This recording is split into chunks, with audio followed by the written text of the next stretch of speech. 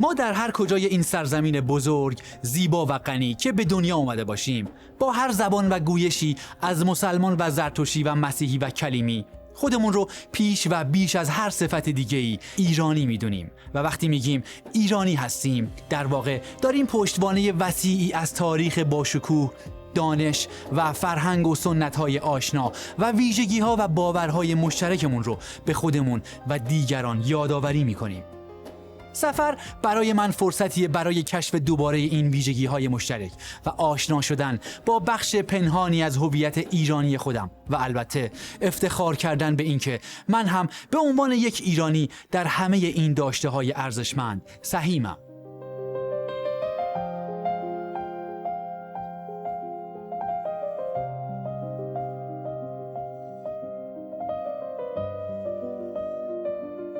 سفر دریچه‌های روشنی رو به جهان هستی برای انسان باز می‌کنه و بیشک یکی از آرزوهای بشر رفتن به نقاط مختلف دنیاست. اما چه خوبه که سفر از خونه آدم یعنی وطنش آغاز بشه و وطن برای من یعنی ایران جان، خونه‌ای که مهد سیاحت و حکمت و فتوته، مهد قنات و قناعت، سخاوت و نجابت، صداقت و شجاعت و اصالته، خونه‌ای که وجب به وجبش سرزمین مادری فارس، ترک، بلوچ و کرده، سرزمین مادری لور، تالش و گیلکه، سرزمین مادری بندری و ترکمن و عرب خوزستانه، سرزمین مردمانیه که اتحاد، همدلی و مهربانی بخشی جدا ناشدنی از هویت ملیشونه.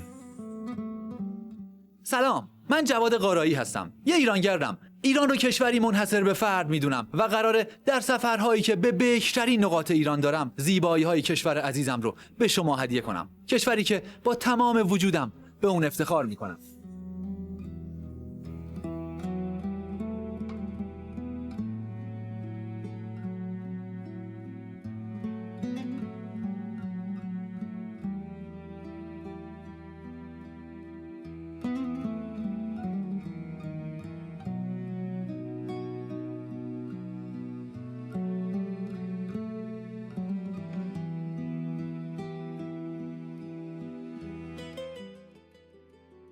خوندن و شنیدن تاریخ یکی از جذابترین موضوعاتیه که در سفرها به من آگاهی بیشتری میده تا در اندیشه و عقاید و تصمیماتم راه درستی رو پیش بگیرم.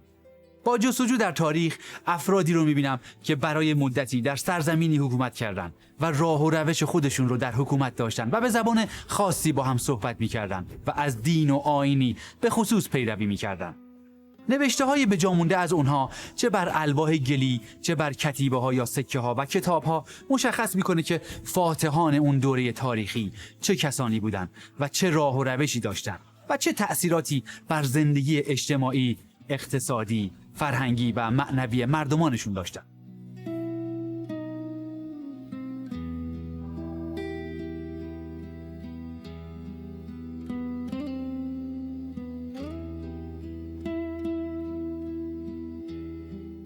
بیشتر ما تاریخ رو در مدرسه ها فقط به عنوان یک درس که باید از بر می کردیم یاد گرفتیم.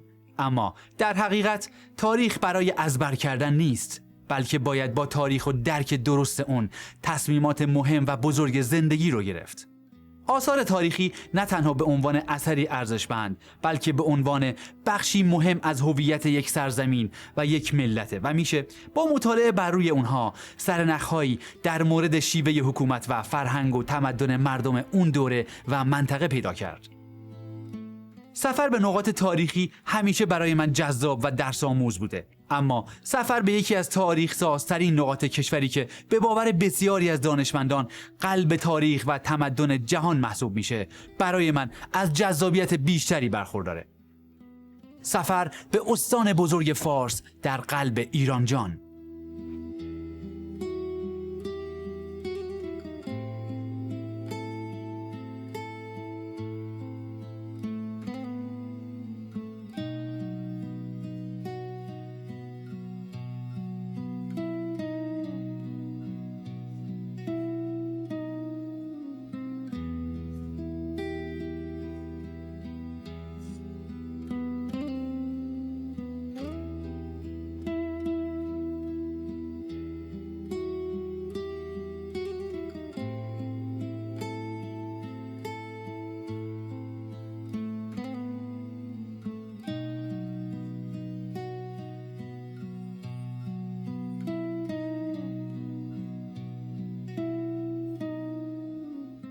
استان فارس برای قرنها پایتخت فرهنگ و تمدن ایران بزرگ بوده. شاید به خاطر همین نقش مهمه که به زبان رسمی کشور فارسی گفته میشه و ایران رو در قدیم به نام پرشیا میشناختن.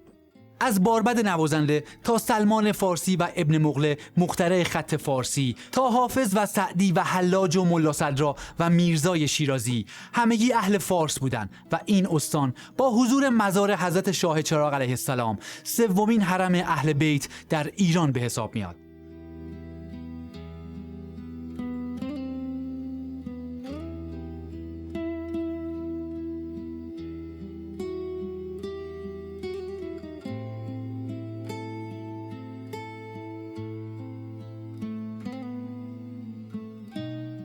استان فارس هنوز هم گنجینه بزرگی از فرهنگ و آداب و رسوم مختلف رو در خودش جای داده. اقوام فارس، لر، ترک، قشقایی و عرب خمسه در این استان ساکنن و عشایر با اون سبک زندگی خاص و اصیلشون 32% از جمعیت این استان رو تشکیل میدن.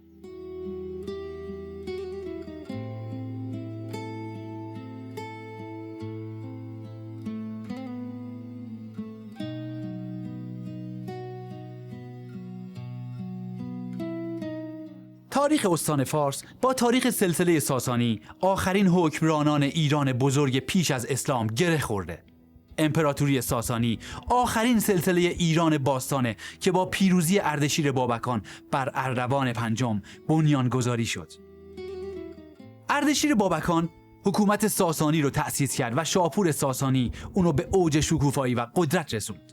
و در نهایت با ورود اسلام به ایران در دوره یزدگرد سوم حکومتشون برای همیشه در سرزمینی که قلمروی با وسعت تمام فلات ایران داشت به پایان رسید.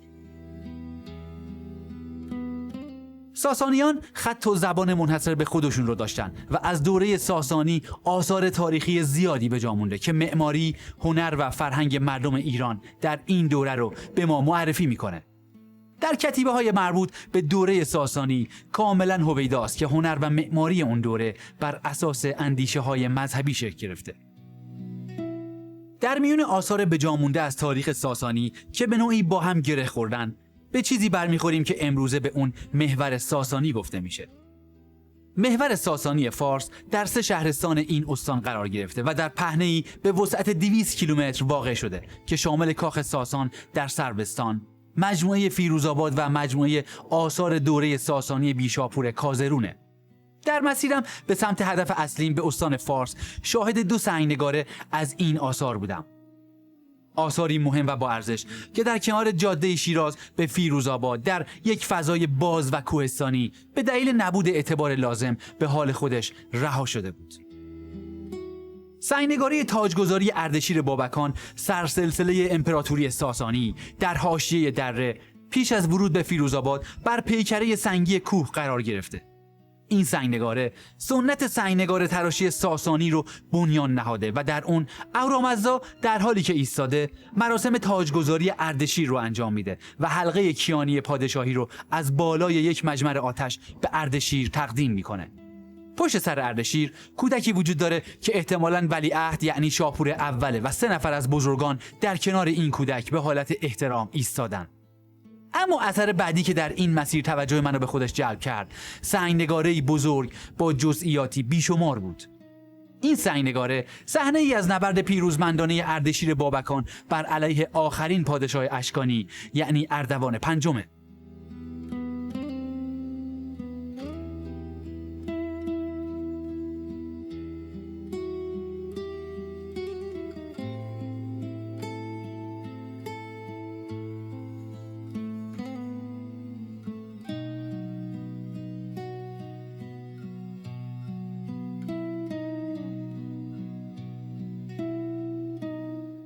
این سنگنگاره بزرگترین اثر در تاریخ هنر ایران از این نوعه که 18 متر درازا و 4 متر پهنا داره که در اون 6 سوارکار در 3 گروه 2 نفره با هم در نبرد هستند و در تمام این نقوش گروه ساسانی در حال غلبه بر گروه اشکانی هستند. باستانشناسان از نقش برجسته فیروزآباد به عنوان یکی از مهمترین نقوش ایرانی یاد می‌کنند اما بر این باورند که عمق و ضخامت کم این نقش برجسته باعث شده تا عوامل جوی تأثیرات منفی و مخرب بیشتری رو روی این اثر ملی داشته باشه و نبود رسیدگی به این اثر سبب شده تا سرعت تخریب اون بیشتر بشه. هرچند امروزه به کمک تکنولوژی پیشرفته میشه از تخریب این دارایی‌های بی‌نظیر توسط نور خورشید یا سرما و گرما و رطوبت و بارندگی‌ها محافظت کرد، اما شوربختانه در حال حاضر برای نجات این آثار تاریخی از خطر تخریب هیچ اقدام مرمتی و حفاظتی صورت نگرفته.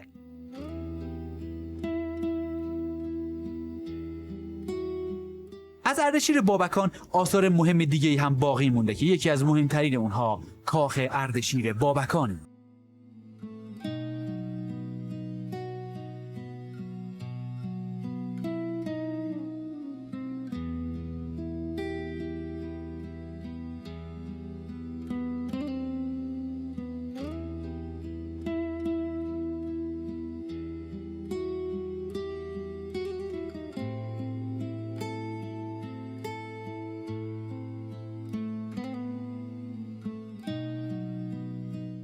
این کاخ با 1800 سال قدمت نمونه نخستین گنبدخانه در معماری ساسانی و یکی از برجسته‌ترین آثار معماری ایران پیش از اسلامه. بنایی با شکوه که در یونسکو به عنوان میراث جهانی به ثبت رسیده.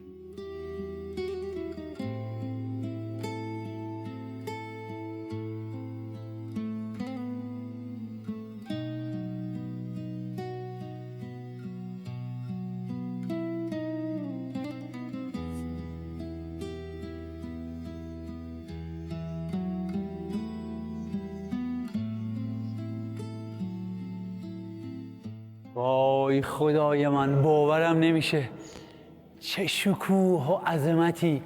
من الان درست وسط یکی از تالارهای مهمترین، با ارزشترین و جذابترین کاخهایی هستم که روی کره زمین ساخته شده.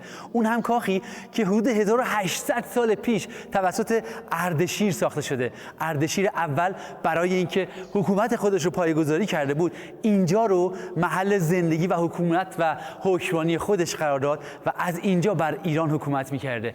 و این کاخ بسیار جذاب و زیبا یکی از شاهکارهای هنر معماری اصیل ایرانیه.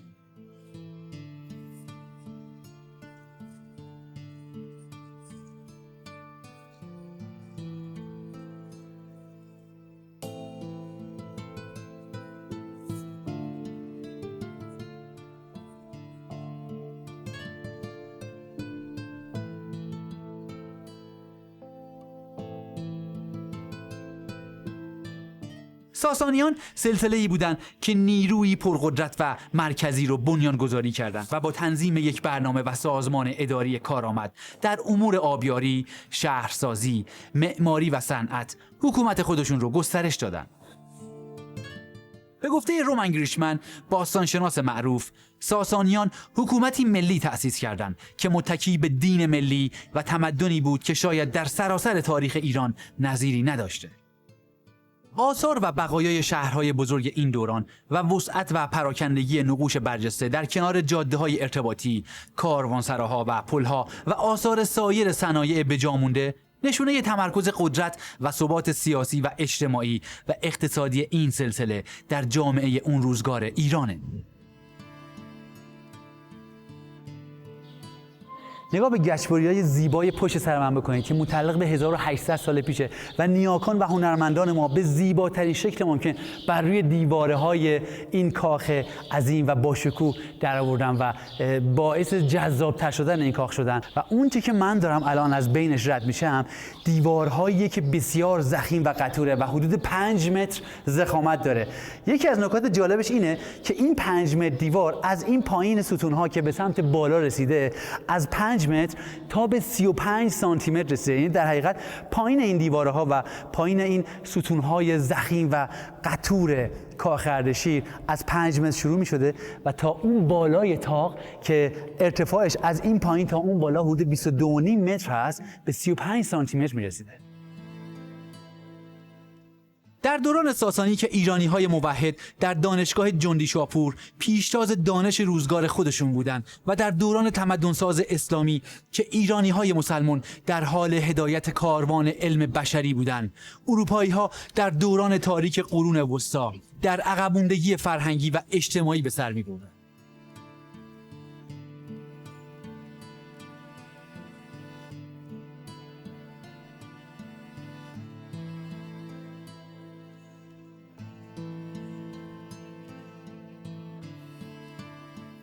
شاید براتون این سوال پیش بیاد که چطور این سه گنبد بسیار بزرگ و سنگین بر روی این دیوارهای بسیار ضخیم قرار گرفته.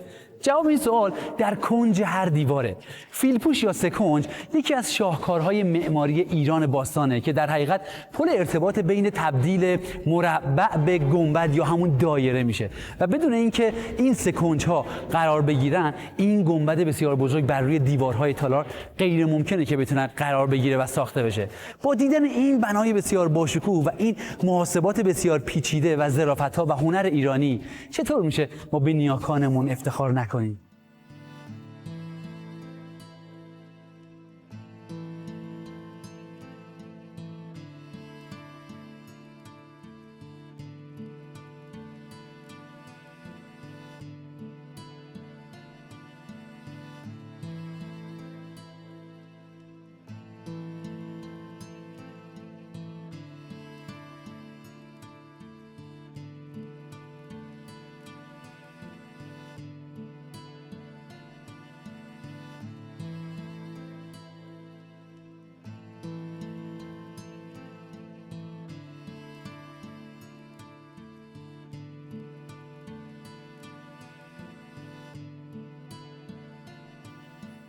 در روزگاری بسیار دور، در این کاخ بسیار باشکوه و زیبا، تنها صدای اردشیرشاه، وزراش و سربازانش به گوش می‌رسیده و خدا میدونه که توی این تالارها و سالن‌های بسیار بزرگ که محل حکمرانی اردشیرشاه بوده چه جلساتی انجام شده و چه صحبت‌هایی شده.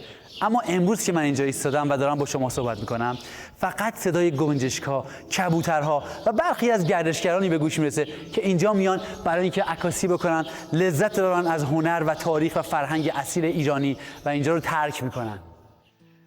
روزگار عجیبیه. این دنیا به هیچ کسی وفا نکرده.